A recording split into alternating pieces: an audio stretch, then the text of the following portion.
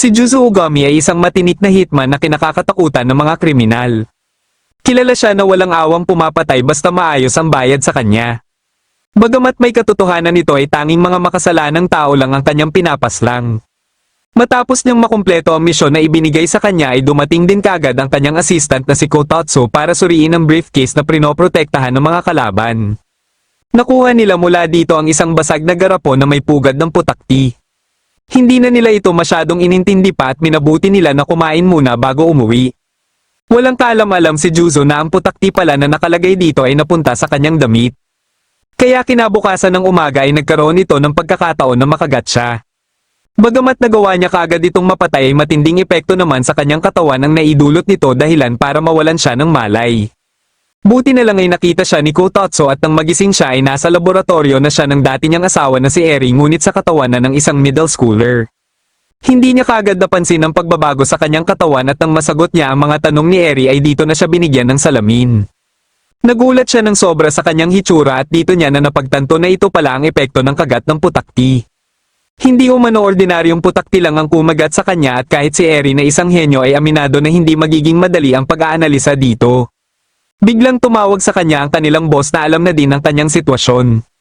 Pero ayon dito ay sakto lang umano ang kanyang kalagayan sa bago niyang misyon. Ito ay mag-enroll siya at mag-imbestiga sa isang private middle school kung saan balak din pag-aralan ng kanilang boss ang anak nito sa susunod na taon. Dahil babayaran din siya ng malaki sa misyon na ito ay hindi na siya nakatanggi pa. Para matulungan siya ng maayos si Kotatsu sa misyon na ito ay binigyan siya nito ng eyeglasses na may earpiece at built-in camera. Dahil ilang taon na ang nakakaraan nung huli siyang pumasok sa eskwelahan ay nahirapan siya kagad sa introduction pa lang. Pero nang magsimula na ang kanilang klase ay bigla na lang siyang nakaramdam ng gana na mag-aral. Hindi siya nakatungtong dati sa middle school kaya dito niya lang napagtanto na masaya din palang mag-aral. Kahit sa kanyang bahay ay nag-aaral siya ng mabuti at tinatapos ang kanyang mga homework kaya kahit si Kotatsu ay hindi makapaniwala na ganito siya kaporsigidong mag-aral.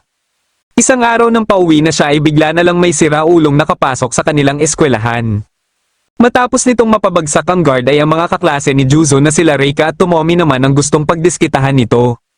Pinayuhan ni Kotatsu si Juzo na wag na lang makialam pero nakikita ni Juzo sa mga ito ang anak niyang babae. Sakto namang nakahanap din siya kagad ng paraan para makalikha ng smoke screen. Dali-dali siyang lumapit sa lalaki at pinunterya ang sikmura nito. Ngunit hindi ito naging sapat kaya nakahugot pa ito ng dinamita. Dahil dito ay pinunterya niya na lang ang betlog nito nang sa gayon ay matanggal niya dito ang dinamita at masigurado na walang madadami sa pagsabog nito. Nang mawala ang smoke screen ay nakita siya nila Reika kaya inisip kagad ng mga ito na siya ang nagligtas sa mga ito. Kagad niya namang itinanggi na siya ang nagligtas sa mga ito at dali-dali siyang umalis. Kinabukasan ay napagkasundoan ng buong klase na lumikha ng group chat. Naisip ng iba nilang kaklase na baka hindi siya interesado sa mga ganito kaya ayaw na lang sana siyang imbitahin. Pero ipinagtanggol siya nila Reika at Tomomi at pakiramdam ng mga ito ay kailangan din nilang magpasalamat sa kanya. Ang problema nga lang ay hindi siya sanay sa group chat kaya nalula siya sa sunod-sunod na mga chat mula sa kanyang mga kaklase. Habang nag-aaral siya ay tumawag sa kanya si Eri dahil nalaman na nila kung anong klaseng putakti ang kumagat sa kanya. Sinadya pala talagang ilikha ito at ang kumpanya na lumikha dito ay ang Mitsuoka Pharmaceuticals na siyang ikalawang pinakamalaking kumpanya ngayon sa kanilang bansa. Napag-alaman din nila na kaklase niya ang anak ng president ng kumpanyang ito at ito ay si Noren Mitsuoka. Hindi lang magandang mukha ang kanyang tinataglay dahil nakakaangat din siya sa mga physical activities at academics dahilan para kahangaan siya ng ibang estudyante. Naalala ni Juzo ang sinabi sa kanya ni Eri na mas makakabuti sana kung mapalapit siya kay Noren baka sakaling may makuha siyang impormasyon na makakatulong sa kanilang pag-iimbestiga. Sa kagustuhan niya na mabalik sa dati ang kanyang katawan ay sinubukan niya na lumapit kay Noren. Ngunit hindi pa man niya nasasabi ang gusto niyang sabihin ay sinupladahan siya kagad nito dahilan para mapabalik siya sa kanyang upuan. Nang makausap niya sila Reika at Tomomi ay mas nalaman pa niya kung gaano kahirap makausap si Noren dahil kahit umano silang mga babae ay nahihirapan kung paano ito lapitan.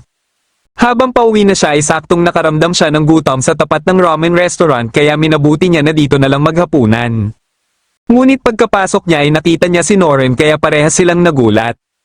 Minabuti nila na deadmayan ang isa't isa pero hindi maiwasan ni Juzo na magtaka kung bakit nagtatrabaho dito ang anak ng pharmaceutical president.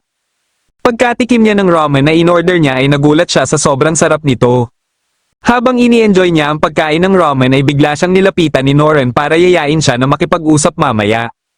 Nais pala nito na sekreto niya sa kanilang eskwelahan ang kanyang mga nalaman ngayong araw.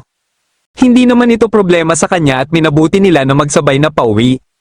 Habang naglalakad sila ay napag-usapan na din nila kung bakit nagtatrabaho si Noren sa ramen shop. Uncle pala nito ang may-ari ng ramen shop at voluntaryo lang ang kanyang pagtatrabaho dito. Nung bata pa lang siya ay sa ramen shop ang naging takbuhan niya tuwing nalulungkot siya. Gusto niyang manahin ang timpla ng ramen ng kanyang uncle at balang araw ay nais din niyang magtayo ng sarili niyang ramen shop. Dahil ibang direksyon na ang tatahakin ni Juzo ay dito na sila nagkahiwalay. Ngunit hindi pa man sila nagkakalayo ay bigla na lang may dumukot kay Noren. Kagad na tiningnan ni Kotatsu ang plate number ngunit hindi ito rehistrado at ibig sabihin ay peke lang ito. Hindi na nagsayang pa ng oras si Juzo at mabilis siyang gumawa ng paraan paano masusundan ang van. Matapos niya itong malagyan ng tracking device ay sumakay siya ng sasakyan para sundan ito. Dinala si Noren sa abandonadong gusali at nang makaharap niya na ang mastermind sa pagpapadukot sa kanya ay nalaman niya na nais pala nito na malaman ang top secret sa bagong drug na dinidevelop ng Mitsuoka Pharmaceuticals dahil siya umano ang nakakaalam nito. Itinanggi ni Noren na may alam siya sa pinagsasabi nito dahilan para magbanta ito na aatakihin ang ramen shop ng kanyang uncle kung magmamatigas siya. Biglang dumating dito si Juzo at kaagad na pinaputukan ng mastermind. Katapos ay sinigurado niya muna na hindi siya makikita ni Noren bago niya harapin ang ibang kalaban. Bago pa makapaputok ang mga ito ay inunahan niya na ang mga ito pero mga non-lethal rubber rounds lang ang bala na kanyang ginamit.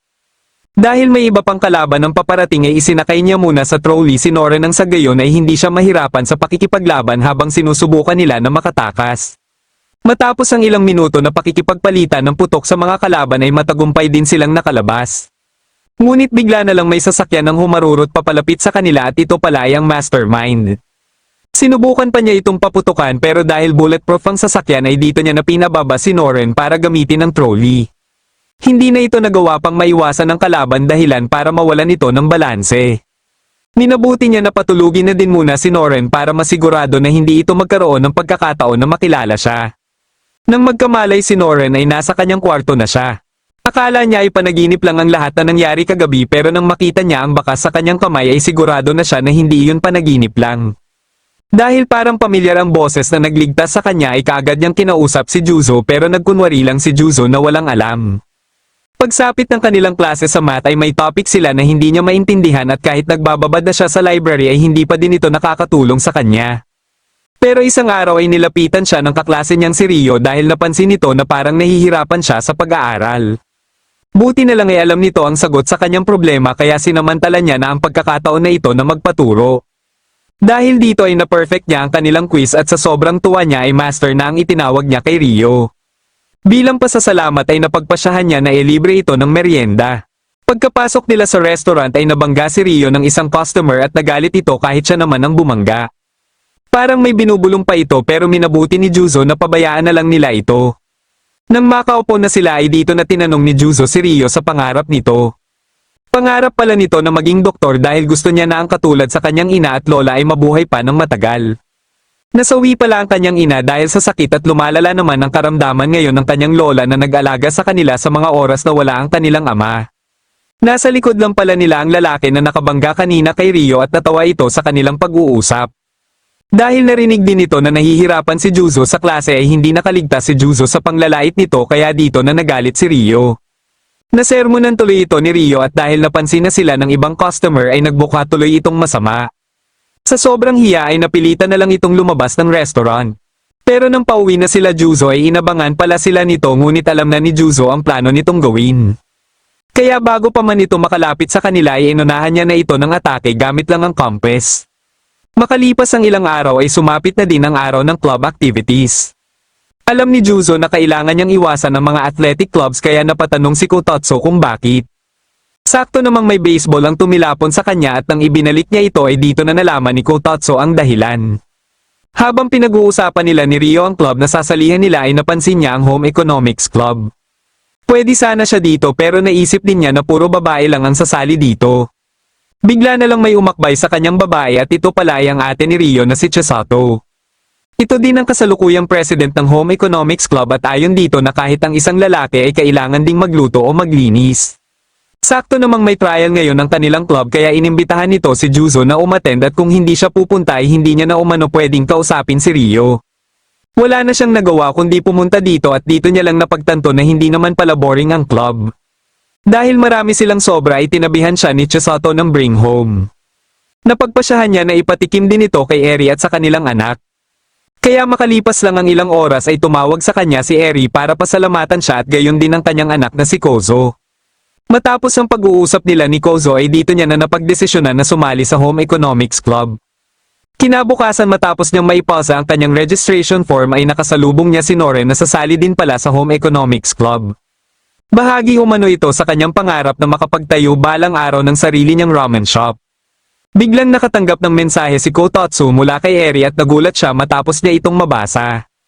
Kagad niyang ipinaalam kay Juzo ang balita na may ibig sabihin na kailangan umano ni Juzo na maging asawa si Noren. Inanunsyo pala ng Mitsuoka Pharmaceuticals na kung sino man ang mapapangasawa ni Noren ay siyang magmamana ng kumpanya. Hindi ito nagustuhan ni Juzo dahil hindi niya ma-imagine na magiging asawa ang isang babae na halos kasing edad lang ng kanyang anak. Kinabukasan ng umaga pagkadating niya sa eskwelahan ay naabutan niya ang Home Economics Club na dinadagsa ng mga gusto ding sumali sa club at dahil ito kay Noren. Nang makita siya ni Noren ay kagad itong lumapit sa kanya habang inaanunsyo na magjowa umano sila dahilan para ikagulat ito ng lahat. Dahil sa ginawa na ito ni Noren ay napag-initan tuloy siya ng mga manliligaw nito. Pero wala siyang balak na magpapilang dahil madali lang naman sa kanya na takasan ng mga ito. Alam niya na hindi madali ang sitwasyon niya ngayon pero dahil sa pakiusap sa kanya ni Noren ay hindi na siya nakatanggi pa na magpanggap muna na nobyo nito. Kinausap siya nila Reika at Tomomi para tanungin siya kung totoo ba na magnobya na sila ni Noren. Nagbabala ang mga ito na mas malala pa umano ang posibleng sasapitin niya sa mga susunod na araw dahil sa kanilang eskwelahan ay may nakakatakot na grupo na tinatawag na unicorns. Bawat isa sa kanila ay may top tier na talento at ayon sa balita ay lahat sila may gusto kay Noren. Ibig sabihin lang nito na di rin magtatagal ay pupunteryahin din siya ng mga ito. Pagka-uwi niya ay nalaman niya naman mula kay Kotatsu ang pagkilos ng underworld na gusto ding makamit ang sekreto ng Mitsuoka Pharmaceuticals. Posibleng magpadala ang mga ito ng elite middle schooler na may iisa lang ang layunin at ito ay mapangasawa si Noren. Kinabukasan ng umaga habang magkasama sila ni Noren ay may nakamatsyag na pala sa kanilang isang agent na ipinadala ng isa sa underworld organization. Pagkasimula ng klase ay ipinakilala ito ng kanilang guro bilang bago nilang kaklase kaya naisip kaagad nila Juzo at Kotatsu na hindi ito ordinaryong estudyante lang. Nagpakilala ito sa pangalang Shin ngunit katulad kay Juzo ay wala din itong maayos na nasabi tungkol sa kanyang sarili sa sobrang kaba na nararamdaman nito. Sakto namang tabi pa sila ng upuan ni Noren at dahil nagandahan siya ng sobra kay Noren ay mas lalong pa siyang ninervyos kaya nag-abot na lang siya ng sulat para yayain si Noren na makipagkita sa kanya mamaya katapos ng klase. Pagkatapos ng klase ay dinala ni Noren si Juzo para ipakita kay Shin na mayroon na siyang nobyo. Bigla na lang dumating si Shin pero ang mas ikinagulat nila ay ang pacifier nito. Ayon kay Shin ay mas kumakalma umano siya kapag may pacifier sa kanyang bibig. Hindi na din siya nagpaligoy-ligoy pa at sinabi niya na kay Noren na gusto niya ito. Ngunit pinatikim lang siya ng kamao ni Noren dahil alam nito na wala naman siyang gusto talaga dito. Sa sobrang dami ng nagtapat sa kanya ay kabisado niya na ang isang lalaki kung may gusto talaga sa kanya. Dahil sa tapang na ipinakita niya ay lalo lang tuloy na mangha sa kanya si Shin. Muli nitong sinabi na gusto niya si Noren at totoo na talaga ang kanyang nararamdaman. Katapos ay bigla niyang inatake si Juzo at dahil sa bilis din ng mga kilos ni Juzo ay nalaman niya kaagad na may pakay din ito kay Noren. Hinamon niya ito sa isang duelo at kung manalo siya ay kailangan ibigay ni Juzo ang fountain pen na ibinigay ni Noren dahil kung sino ang may hawak nito ay siya ang fiancé ni Noren. Kagad na tiningnan ni Noren kung may anunsyo na naman na inilabas ang kanyang ama at dito niya na nalaman na totoo pala ang mga sinabi ni Shin. Dahil ayaw ni Juzo na ibigay na lang basta-basta si Noren kay Shin ay tinanggap niya ang hamon nito. Tatagal ang kanilang laban ng isang oras at kung mailagay ni Shin sa bibig ni Juzo ang pacifier sa loob ng isang oras ay panalo na siya. Pagkasimula nila ay kaagad na kumilos si Shin para ilagay sa bibig ni Juzo ang pacifier. Dahil dito ay walang ibang ginawa si Juzo kundi umiwas dito at tumakbo. Kailangan niya itong gawin hanggang sa matapos ang isang oras pero alam niyang hindi ito magiging madali. Habang nagbabakbakan sila sa isang silid ay may nakita siyang mga tools na pwede niyang magamit. Nang isang minuto na lang ang natitira ay dito na sila nakitang muli ng mga manunood at dito na din isinagawa ni Shin ang pinakamatindi niyang estratehiya. Hindi inaasahan ng mga manunood na marami pala siyang inihandang pacifier at boses sa kalagayan ni Juzo ay sigurado silang lahat na matatalo si Juzo. Ngunit bigla na lang tumigil ang huling atake sana ni Shin na siyang ikinagulat ng lahat. Gamit pala ang mga tools na nakita niya kanina ay lumikha siya ng panangga. Dahil natapos na ang isang oras ay tinanghal na panalo sa duelo si Juzo. Ang problema ay wala pa ding balak na sumuko si Shin na sumali din sa Home Economics Club para makasama si Noren. Dahil sa susunod na linggo na ang kanilang midterm exam ay halata na sa mukha ni Noren ang saya dahil alam niyang abala sa pag-aaral ang lahat kaya siguradong walang magtatapat sa kanya. Habang si Juzo naman ay halata naman ng mga eyebags dahil masyado nitong siniseryoso ang pag-aaral para sa nalalapit nilang exam. Isang gabi ay pinauwi ng maaga si Noren ng kanyang uncle dahil alam nito na mag-aaral pa siya. Pagkalabas niya ay saktong nakita niya si Juzo kaya sinundan niya ito. Ilang sandali lang ay nagulat na lang siya nang pumasok ito sa bar. Mga kaibigan pala ni Juzo ang mga empleyado dito at andito lang siya para maghapunan. Habang kumakain na siya ay dumating naman dito si Eri kaya nagkaroon muna sila ng pag-uusap. Nang matapos sila dito ay minabuti niya na ihatid si Eri sa estasyon. Wala siyang kaalam-alam na kanina pa pala siya minamatyaga ni Noren na nagulat na naman dahil may kasama na siyang mature na babae. Natapos ang kanilang midterm exam at hindi na din masama ang mga nakuha niyang score bunga ng pagsusumikap niya sa pag-aaral. Habang si Noren naman ay nakakahalata na parang hindi siya normal. Isang araw ay inatasan ng kanilang club na gumawa ng mga rice balls para sa kanilang baseball team. Nalaman ni Noren na may isang unicorn palang kasali sa baseball team at may posibilidad na interesado din ito sa kanya. Gayunpaman ay mas pinili niya pa din na sumama sa paghatid ng mga ginawa nilang rice balls. Nang tinawag na ang sinasabi nilang unicorn na si Tenma ay nagulat sila kung gaano ito katangkad. Katapos nitong kumain ay kagad itong lumapit kina Noren at Juzo para yayain din si Juzo sa isang duelo. Pero kagad nitong nilinaw na wala siyang gusto kay Noren at ang gusto lang talaga niya ay darugan si Juzo dahil pakiramdam niya ay sagabal ito sa kanya. Nang tiningnan ni Kotatsu ang record tungkol kay Tenma ay nalaman nila kung bakit tinagurian itong triple threat sportsman. Hindi lang pala siya sa baseball magaling dahil kahit sa soccer at basketball ay tinuturing din siyang ace ng kanilang team. Pero dahil sa kanyang kayabangan ay parang may nasabi siya na hindi maganda tungkol sa Home Economics Club na siyang hindi nagustuhan nila Chisato. Kahit si Juzo ay hindi din ito nagustuhan kaya pumayag siya sa hamon ni Tenma. Napagpasyahan ni Tenma na futsal ang kanilang laruin at pwede umanong magdala ng kahit ilang kasama si Juzo. Buti na lang ay nagboluntaryo sila Shin at Naomichi na maging kakampi ni Juzo sa duelo. Pagsapit ng araw ng duelo ay dinala ni Tenma ang kaibigan niyang si Ryohei para maging kakampi niya. Bagamat lamang na lamang sila sa bilang ng player ay hindi nila ito magamit dahil sa bilis ni Tenma. Madali lang nitong naaga kay Juzo ang bola at kaagad na nagpakitang gilas. Ngunit hindi niya ito naipasok at saktong napunta ang bola kay Juzo.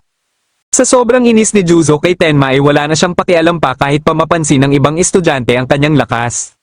Sinubukan itong pigilan ni Tenma ngunit hindi niya ito napigilan ng maayos dahilan para mamangha ang ibang estudyante at kahit si Ryohei ay nagulat din. Nang ipagpapatuloy na sana nila ang laro ay napansin ni Juzo si Shin na hindi mapakali at ito pala ay dahil nahulog nito ang kanyang pacifier.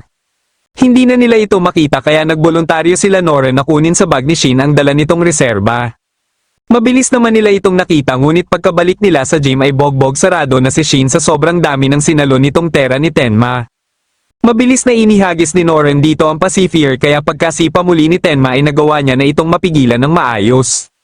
Nang magpatuloy ang laro ay dito lang napagtanto ni Ryohei na hindi lang pala si Shin ang rason bakit hindi makascore si Tenma dahil isa din sa nagpapahirap sa kanya ay ang bilis at mahigpit na depensa ni Juzo. Sa sobrang inis ni Tenma ay dito niya natuluyang sineryoso ang laro. Sinubukan siyang pigilan nila Juzo pero sa sobrang bilis niya ay wala nang nagawa pa dito sila Juzo.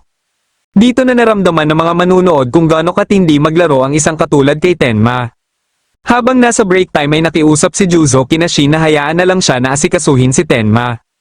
Kaya pagkasimula ng second half ay siya na lang mag-isa ang bomante kay Tenma. Kampante si Tenma na hindi siya kayang bantayan ni Juzo ngunit nagulat na lang siya na hindi niya ito magawang iwan. Hindi makapaniwala si Ryohei na kayang-kaya ni Juzo sabayan ang bilis ni Tenma. Ilang sandali lang ay nawala sa kontrol ni Tenma ang bola kaya hindi na pinalampas pa ni Juzo ang pagkakataon na ito. Sabay nilang natamaan ang bola ngunit hindi na nagpadaig pa dito si Juzo dahilan para makascore siya. Hindi makapaniwala si Tenma na nanaig ang lakas ni Juzo sa kanilang dalawa. Nang magpatuloy ang laro ay bigla niyang sinabi na sumusuko na siya. May nararamdaman na pala siyang sakit sa kanyang paa matapos ang sipa nila ni Juzo at ayaw niyang lumala pa ito dahil baka makaapekto patuloy ito sa ibang laro kung saan talaga siya seryoso. Pagkaupo niya ay naawa sa kanya si Chisato kaya lumapit ito sa kanya para lagyan ng bendahe ang kanyang paa. Nang matapos ito ay dito na siya humingi ng tawad sa buong Home Economics Club. Kinabukasan ng umaga ay nagtaka sila Juzo nang biglang bumisita sa kanilang club si Tenma. Akala nila ay sasali ito sa kanilang club pero kaya pala ito naririto ay para yayain si Chisato na makipag-date sa kanya. Hindi ito nagustuhan ni Ryo kaya dali-daling hinila ni Juzo si Tenma palabas. Nang makalayo na sila ay nagkaroon sila ng pagkakataon na makapag-usap at nabanggit ni Juzo ang epekto sa kanyang pag-aaral dahil sa kanilang duelo. Hindi alam ni Tenma kung ano ang kanyang tinatago pero sigurado umano ito na lalabas din ito balang araw. Kahit pilit niya umanong itago ang totoo niyang katauhan ay napapansin na ng karamihan na hindi siya ordinaryong middle schooler lang. Wala silang kaalam-alam na nakikinig lang pala sa kanila si Noren. Makalipas ang ilang araw ay bigla na lang niyaya ni Chisato sila Noren at Juzo na makipag-double date. Dahil sa sobrang kakulitan ni Tenma ay napilitan na lang siya na pumayag sa alok nito. Dahil naawa sila Noren ay pumayag na lang sila sa pakiusap ni Chisato. Matapos nilang kumain at mag-shopping ay napagpasyahan nila na manood ng sine. Ang problema nga lang ay mas napapansin lang ni Noren na parang matanda na kung kumilos at mag-isip si Juzo. Habang nanunood na sila ay bigla na lang may naramdaman na kakaiba si Juzo sa kanyang katawan. Nawalan siya saglit ng malay pero nang magising siya ay kaagad niyang napansin na bumalik na siya sa orihinal niyang katawan. Alam niya na isang malaking problema kapag makita nila Noren ang hitsura niya ngayon kaya minabuti niya na magpunta muna sa CR. Sa isip-isip niya ay hanggang dito na lang siguro ang kanyang buhay estudyante. Bigla niyang narinig ang boses ni Tenma na tinatawag siya dahil tapos na pala ang pinapanood nila. Mabilis siyang nagtago sa cubicle at nagkunwari na masakit ang tiyan. Katapos ay dito niya na din ipinakita kay Kotatsu na bumalik na siya sa dati niyang hitsura. Buti na lang ay may ipinadala sa kanya si Kotatsu na voice changer. Habang hinihintay siya ni Tenma ay narinig nito na sumigaw si Chisato at ito pala ay dahil may mga dumukot kay Noren. Alam niya na hindi niya kakayanin na pabayaan na lang si Noren kaya para hindi siya makita nila Chisato at Tenma ay inutusan niya si Tenma na yakapin ng mahigpit si Chisato. Naabutan niya pa sila Noren na pasakay ng sasakyan at para mahabol ang mga ito ay kinuha niya ang nakaparadang motorsiklo. Dinala ng mga kidnapper si Noren sa isang stadium at pagkadating ni Juzo dito ay dumating din si Tenma na tinaakbo lang ang 3 kilometro. Pagkapasok nila ay nalaman nila na mga miyembro pala ng organisasyon na tinatawag na Hardin ang mga kidnapper. Isa itong organisasyon na mas malaki kumpara sa organisasyon nila Juzo. Base sa pagsasaliksik ni Kotatsu ay parehas na top tier black rank ang nasa harapan nila at ito ay ang Rindao brothers na sila Kazuma at Eiji. Gamit ang cellphone na inihanda ng mga ito ay kinausap sila para malaman nila ang layunin ng mga ito. Ayon kay Kazuma ay layunin muna nila sa ngayon ay paibigin si Noren kay Eiji at kaya niya umano itong gawin gamit ang kanyang hypnosis. Inalok din nito si Tenma ng tulong para umano mapaibig niya si Chisato gamit ang hypnosis kung papayag siya na iwan si Juzo. Ngunit tumanggi si Tenma sa alok ni Kazuma dahil ang nararamdaman niya para kay Chisato ay walang pinagkaiba sa 3 laro na minahal niya. Dahil bigo sila Kazuma sa pakikipagnegosasyon ay dito na nagsimulang umatake si Eiji. Naramdaman naman kaagad ni Juzo na hindi basta-basta ang gagawing atake ni Eiji kaya dali-dali silang tumakbo. Nang hindi na sila makita ni Eiji ay inatasan ni Kazuma si Eiji na bantayan si Noren habang hinahabol niya sila Juzo at umatake kaagad sakaling may maramdaman ito. Mabilis namang naipadala ni Kotatsu ang baril ni Juzo ngunit pinunterya lang ito ni Kazuma. Akala ni Kazuma ay panalo na siya ngunit nakaisip kaagad ng paraan si Juzo paano niya makukuha ang kanyang baril. Dahil sa ingay na nalikha niya ay pinunterya ito ni Eiji at sa lakas ng impact ay tumilapon sa kanya ang baril. Hindi na siya nag-aksaya pa ng oras at kaagad niyang pinaputukan si Kazuma dahilan para mapilitan itong magtago. Matapos niyang makuha ang isang magazine ay nagulat siya nang biglang may dumating na security guard. Gusto ni Kazuma na samantalahin ang pagkakataon na ito ngunit hindi siya hinayaan lang ni Juzo. Dahil sa ginawang trick ni Juzo ay dito na naalala ni Kazuma ang legendary hitman at ang tinutukoy niya ay si Juzo Ogami mismo. Kaagad namang itinanggi ni Juzo na siya ang legendary hitman na iniisip ni Kazuma at sinabi niya na lang na anak siya sa labas ni Juzo Ogami. Nagawa niyang mapaniwala si Kazuma sa kanyang mga kasinungalingan dahil halos parehas lang din umano sila ng kalagayan.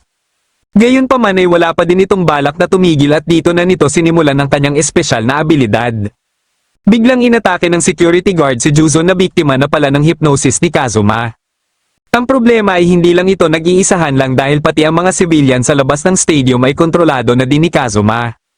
Kagad na tinawagan ni Juzo si Tenma para sabihan ito na lumayo sa mga civilian.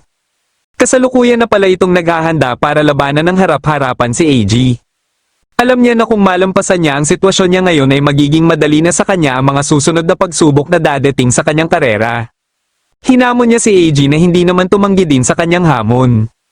Walang tigil silang nagpalitan ng atake at wala sa kanila ang gusto na malamangan. Habang si Juzo naman ay napilitan ng lumabas ng stadium para takasan ng mga civilian. Ngunit bigla namang dumating ang mga bumbero na nasa ilalim na din ng hypnosis ni Kazuma. Pero sa halip na iwasan ng mga ito ay sinamantala ni Juzo na gamitin ang fire hose para pigilan ng mga civilian na humahabol sa kanya. Ilang sandali lang ay muli siyang napaalerto pero si Chisato lang pala ito. Dahil dito ay kaagad niyang sinabi na isa lang airsoft gun ang kanyang hawak. Ngunit bigla na lang itong naglabas ng lighter dahil si Kazuma pala ito. Hindi siya nakaligtas sa abilidad nito dahilan para hindi niya tuloy ito magawang mapaputukan. Sinubukan niyang magpaputok sa himpapawid at nagagawa niya naman ito. Kampante si Kazuma na wala nang magagawa pa sa kanya si Juzo at dito niya na tinanggal ang kanyang maskara. Natuwa dito si Juzo dahil sa wakas ay hindi na siya magdadalawang isip pa na punteryahin ang mukha ni Kazuma. Dito na isa-isang nagsibagsakan ng mga bala na pinaputok ni Juzo kanina. Isa sa mga ito ay para pasabugin ang bomba na inihanda kanina ni Juzo at sa sobrang lakas ng impact ay hinintay na lang ni Juzo na dumampi sa kanyang kamao ang mukha ni Kazuma. Hindi makapaniwala si Kazuma na ang kalaban pala niya ay mas matindi pa ang kakayahan sa kanyang inaasahan. Gayunpaman ay hindi na siya nababahala pa dahil nasa ilalim na din ng kanyang hypnosis si Noren at ang unang makikita nito pagkagising nito ay siyang iibigin nito. Matapos marinig ni Juzo ang mga sinabi ni Kazuma ay mabilis siyang kumilos para puntahan si Noren. Minabuti naman nila Tenma at Eiji na magpahinga muna saglit at dito na ibinigay ni Tenma kay Eiji ang tubig. Katapos uminom ni Eiji ay kumuha ito ng sketchbook at Crayola para iparating kay Tenma ang mga gusto niyang sabihin. Ayaw niya na umano sanang ipagpatuloy pa ang kanilang laban ngunit ayaw naman niyang talikuran ang kanyang misyon at biguin ang kanyang kapatid. Naintindihan naman kaagad ni Tenma ang nararamdaman ni Eiji kaya wala na siyang magagawa pa kundi ipagpatuloy na lang nila ang kanilang laban. Biglang dumating dito si Juzo at nang makita niya si Noren na natutulog pa ay nakahinga na siya ng maluwag. Pero nang sinabi niya na tapos niya nang asikasuhin si Kazuma ay dito na nagalit ng sobra si Eiji. Akala nito ay iniligpit niya ang kapatid nito kaya nagpaulan tuloy ito ng atake sa kanila. Sinabihan siya ni Tenma na kunin muna ang atensyon ni Eiji ng ilang segundo dahil gagawin umano nito ang kanyang killer shot. Ito ang kanyang teknik na kayang wasakin ng pader sa sobrang lakas. Pero hindi niya ito magawa sa aktual na laro dahil nagbibigay ito sa kanya ng butas. Nang makapaghanda siya ay kaagad niya itong ginawa na tinawag niyang Super Gyro Spin Shot. Sinubukan itong tapatan ni Eiji ngunit hindi umubra ang kanyang atake. Kaya sinalo niya na lang ito pero dahil sa sobrang lakas nito ay hindi niya pa din ito napigilan. Hindi makapaniwala si Kotatsu na napabagsak ni Tenma ang isang hitman ng Hardin. Bigla namang bumangon si Noren at saktong si Juzo ang una niyang nakita. Dahil dito ay sa kanya ito na in love na katulad ng sabi ni Kazuma. Magtatapat na sana ito sa kanya kaya minabuti niya na patulugin muna ito na siyang ikinagulat naman ni Tenma. Sinabi niya na lang na may nakita siyang lamok sa leeg nito para hindi ito manghinala. Biglang dumating dito si Kazuma at kaagad namang napansin ni Tenma ang kanyang suot na katulad kay Chisato. Nais pala nitong makiusap sa kanila na kung maaari ay hayaan nilang mabuhay si Eiji. Nilinaw naman nila Juzo na wala silang balak na gawin ang iniisip ni Kazuma. Ang problema naman nila ngayon ay kung paano nila aayusin ang pinsala na idinulot nila sa stadium at sa mga sibilyan na nadamay. Dito na din sinamantala ni Tenma ang pagkakataon na tanungin sila Kazuma kung sino ba talaga sila at alam niyang may alam na din dito si Juzo. Naisip ni Juzo na ipagamit din kay Kazuma ang kanyang hypnosis kay Tenma para makalimutan nito ang mga nangyari ngayong araw.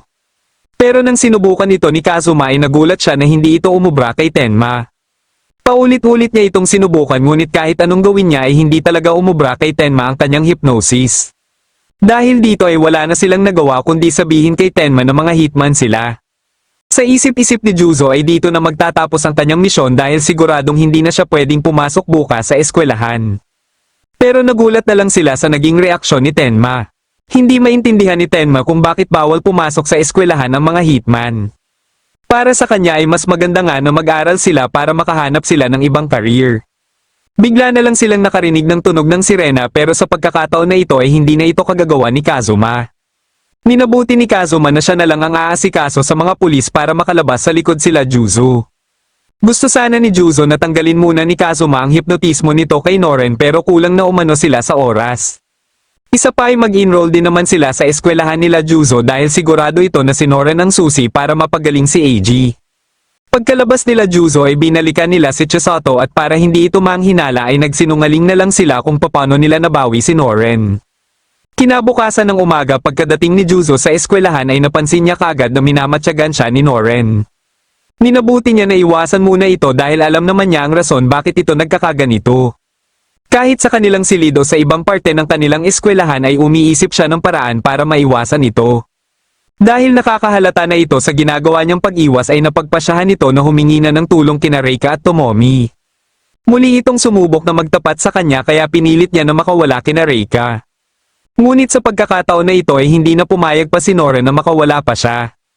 Ipinakita ni Noren kung bakit siya tinaguri ang all-rounder pero naiwan pa din siya ni Juzo. Akala ni Juzo ay susuko na si Noren sa paghabol sa kanya kaya nagulat na lang siya sa ginawa nito. Dahil pinagtitinginan na sila ng ibang estudyante ay napilitan na lang si Juzo na makipag-usap kay Noren. Dito na sinabi ni Noren ang kanyang nararamdaman para kay Juzo ngunit kaagad na nilinaw ni Juzo na tanging pagpapanggap lang ang kaya niyang gawin. Nasaktan ng sobra si Noren sa kanyang sinabi kaya napagdesisyonan nito na magpatiwakal na lang. Mabilis namang kumilos si Juzo para pigilan ito at hindi niya akalain na ganito pala ito magmahal ng seryoso. Biglang may tumawag sa kanya at naalala niya na ito ang numero ni Kazuma kaya kaagad niya itong sinagot. Tinanong niya ito kung kailan sila magtra-transfer sa kanilang eskwelahan para matanggal na ang hypnosis kay Noren ngunit matatagalan pa pala ito dahil sa tinamo nilang pinsala. Dahil dito ay napagkasundoan na lang nila na magkita mamayang alas 5 sa Yokohama. Tuwang-tuwa dito si Noren dahil ang buong akala niya ay pumayag na si Juzo na makipag-date sa kanya. Dahil may oras pa naman sila ay sinunod na lang muna ni Juzo ang mga gustong gawin nila ni Noren. Pagkababa nila ng Ferris wheel ay saktong dumating na din dito si Kazuma kaya sinimulan kaagad nito na tanggalin ang hypnosis kay Noren. Hinintay na lang muna ni Juzo na magising si Noren at nang magising ito ay bumalik na nga ito sa dati. Gayunpaman ay nagtataka naman ito kung paano umano siya napunta ng Yokohama. Makalipas ang ilang araw ay nagsimula nang pumasok ang Rindao Brothers sa eskwelahan nila Juzo at naging kaklase nila si Eiji. Habang si Kazuma naman ay napunta sa klase nila Chisato. Sa pagkabahala ni Juzo ay ipinatawag niya ang mga ito pati na din si Shin. Hindi akalain nila Juzo na nagtipon-tipon ng mga miyembro ng tatlong pinakamalaking organisasyon para lang kay Noren.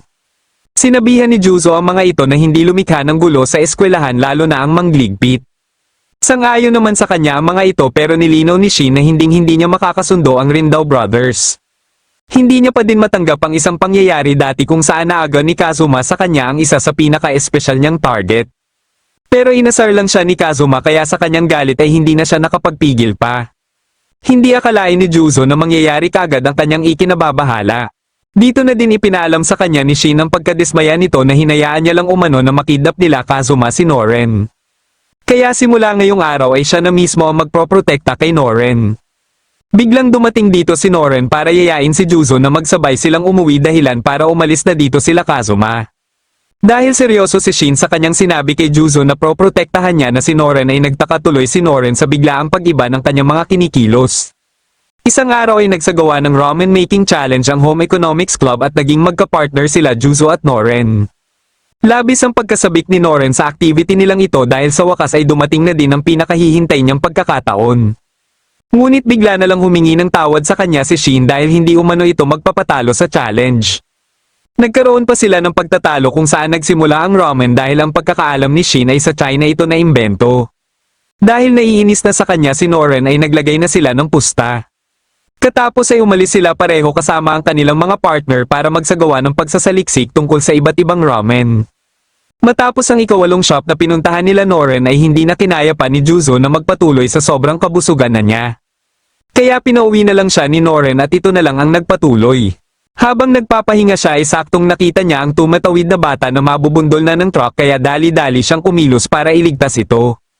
Pero dahil masusuka na siya ay mabilis din siyang umalis dito. Pagsapit ng araw ng ramen challenge ay nag-imbita sila ng ibang estudyante na magsisilbing hurado at ito ay ang babaeng iniligtas ni Juzo. Una nitong sinubukan na tikman ng ramen nila Shin ngunit hindi niya ito matikman sa sobrang laki ng mga noodles dahilan para walang makuhang points sila Shin. Hindi tuloy mapigilan ni Noren na pagtawanan si Shin at sigurado na siya na ang mananalo sa kanilang dalawa. Pero nang ipinakita niya na ang inihanda niyang ramen ay parang napasobra naman ang sangkap na inilagay niya dito dahilan para mawalan kaagad ng gana ang hurado na tikman ito kaya 0 points din ang kanilang nakuha. Dahil dito ay sila Chisato tuloy ang nanalo sa ramen challenge. Habang nagliligpit na sila ay dito lang napagtanto ni Juzo na ang kanilang hurado pala ay ang babae na iniligtas niya nung isang gabi. Nakiusap ito kung pwede siyang matulog saglit kaya nagtaka sila Chisato sa ginagawa nito. Ilang sandali lang ay unti-unting nagbago ang kulay ng balat nito at lumaki din. Katapos ay bigla itong bumangon na ibang-iba na ang hitsura nito kumpara kanina. Ito pala ang isa din sa unicorn ng eskwelahan na si Mai Otohime. Hinamon din ito si Juzo sa isang duelo pero ang ipinagtataka nila ay bakit gusto din itong makipagduelo gayong parehas naman silang babae ni Noren. Nilinaw ni Mei na wala naman talaga siyang interes kay Noren dahil ang gusto talaga niya ay si Juzo. Gusto niya na maghiwalay sila Juzo at Noren nang sa gayon ay magkaroon siya ng pagkakataon na makuha si Juzo. Ngunit hindi naman basta-basta na lang pumayag si Noren sa gusto niyang mangyari kaya hinamon siya ni Noren sa isang duelo. Hindi siya nagdalawang isip na tanggapin ang hamon at ang napili niyang paglalabanan nila ay surfing. Ang problema ay hindi pa ito nagagawa nila Noren at Juzo kaya napagdesisyonan nila Chisato na magsagawa sila ng beach training camp sa darating na weekend. Pero may isa pang problema si Juzo at ito naman ay ang nalalapit na parent-teacher conference. Buti na lang ay may naisip kaagad na ideya si Kotatsu at siya na umano ang bahala dito. Nababahala si Juzo na baka makiusap si Kotatsu kay Eri ngunit hindi niya akalain na ito mismo pala ang magpapanggap na ina niya. Bagamat nalampasan nila ang problema na ito ay may mga napagtanto si Juzo matapos nilang makausap ang kanyang guro. Lahat ng kanyang mga kaibigan ay may hinaharap na naghihintay sa kanila pero siya ay isa lang matanda na wala ng kinabukasan. Lumapit sa kanya si Chisato kaya napag-usapan na din nila ang pangarap nito. Kahit gusto niya umano ang pagluluto ay hindi ibig sabihin na gusto niya ng maging chef balang araw. Marami pang posibilidad ang pwedeng mangyari at ito naman talaga ang rason bakit sila nag-aaral. Dito lang naalala ni Juzo ang sinabi ni Tenma sa kanila ni Kazuma. Naisip niya na kung ipagpapatuloy niya ang kanyang ginagawa ngayon ay magkakaroon pa kaya siya ng buhay kung saan hindi siya isang assassin. Dito na nagtatapos ang huling episode ng Kill Blue Season 1. Kung nagustuhan mo ang ating kwento ay huwag kakalimutang mag-like at mag-subscribe na din para malalaman mo kaagad kung may bago akong video.